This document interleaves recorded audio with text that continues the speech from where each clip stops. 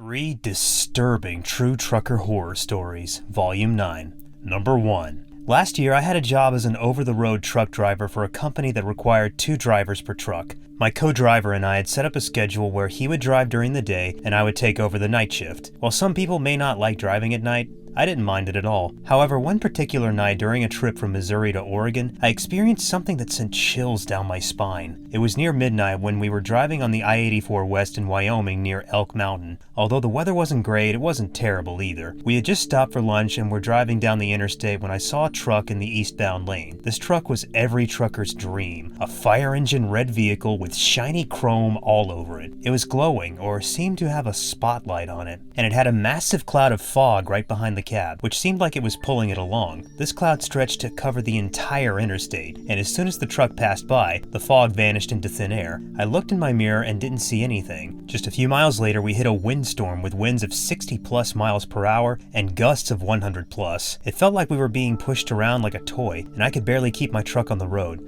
As I was fighting to keep control of the vehicle, I kept thinking about the red truck and wondered if it was some kind of warning. I yelled over at my co-driver to find a safe place for us to pull over. Minutes and 7 miles later, we reached a rest stop, where we stayed until late morning, fearing that the wind would still flip our truck. Finally, around 10 a.m., the wind died down, and my co-driver took off. On our way to the next truck stop for coffee and food, we saw multiple other rigs on their sides next to the highway due to the storm. It felt like the red truck was a warning of what was to come. Just last week, as I write this, I experienced another scary incident on I-84 in Oregon. This time, I saw the Black Dog. For those who don't know, the Black Dog is a trucker legend. If you're overworking yourself or falsifying your logs, you might see the Black Dog up to 3 times. The first time you see it, it's an omen that a fatal crash is on the way if you don't get off the road. The second time, it puts an obstacle in your way, or somehow sabotages your truck to make you stop in a safe manner. The third time, if you can bypass the obstacles or repair your truck and keep pushing on, there will be a crash or fatal accident that will kill you. So there I was, driving down I-84 and talking to my wife on a headset when I saw it. It was a black smoke cloud in the shape of a dog, large enough to stand above the roof of the car in front of me. I immediately felt a chill run down my spine and a bad gut feeling. I told my wife what I saw and she knew exactly what I was talking about. She asked how many times I had seen it, and I replied, once.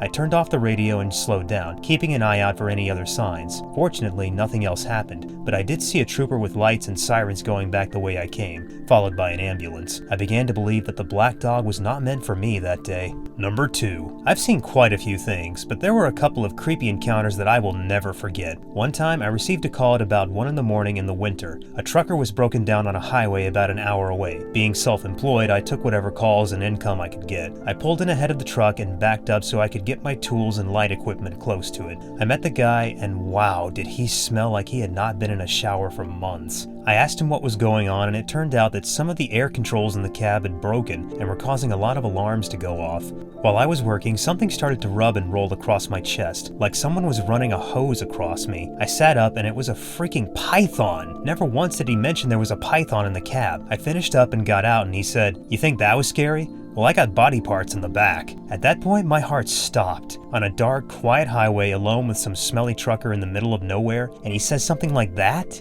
He may have been joking, sure, but I still don't know why he smelled the way he did. My other creepy encounter was a few years ago when I got a call from a local logging company needing someone to fix some really old equipment. It's something of a specialty of mine, fixing old things that people no longer know how to fix. I got the GPS location and it was deep into the Cascades. I took the long drive up there, and at that time I was carrying a .45 for protection on jobs, as well as an AR. I've had a few close calls with cougars and black bears, so being that far out in the woods, I wanted to be prepared, especially if I had to camp in the mountains. After a couple of hours of working on the vehicles, I finished up with my work and packed up my tools. The crew had all left for the day, except for the owner, who stayed a bit longer to help me with doing the final adjustments. As the sun was setting, I prepared to leave, but my truck's battery had given up the ghost. It was too late to try to get it started, so I prepared for a night of camping in my truck on a logging site. I got a small fire going with all the scraps of trees and such, and I sat down on a stump and watched the fire. That's when I heard something in the woods. It sounded like someone or something was walking around, and it was getting closer. I reached for my .45 and held it close to my chest, ready to fire if need be. Then, I heard a growl, and I knew that it was not a person. I turned on my flashlight and shone it in the direction of the sound, and there, standing about 20 feet away from me, was was a black bear. I froze, not wanting to make any sudden movements that might provoke the bear. I slowly stood up, keeping my eyes on the bear the whole time.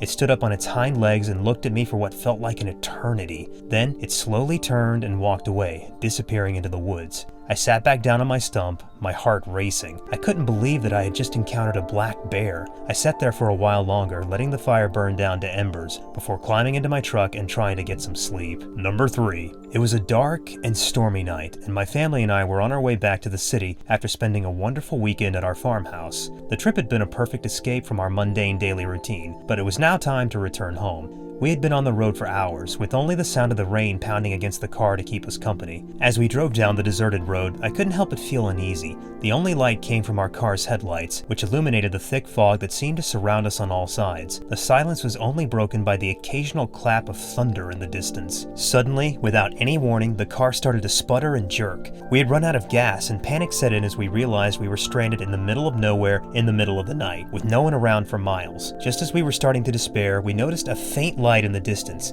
It looked like a house, and we could only hope that someone there would be able to help us. As we approached the house, we could see that it was an old, dilapidated mansion with broken windows and a front door that looked like it hadn't been opened in years. But we had no other choice. We had to try and find help. We cautiously stepped out of the car and made our way to the front door. It creaked open with a loud groan, as if it was protesting our intrusion. The inside of the house was just as creepy as the outside. The furniture was covered in cobwebs, and the air was musty and stale. We called out, but there was no answer.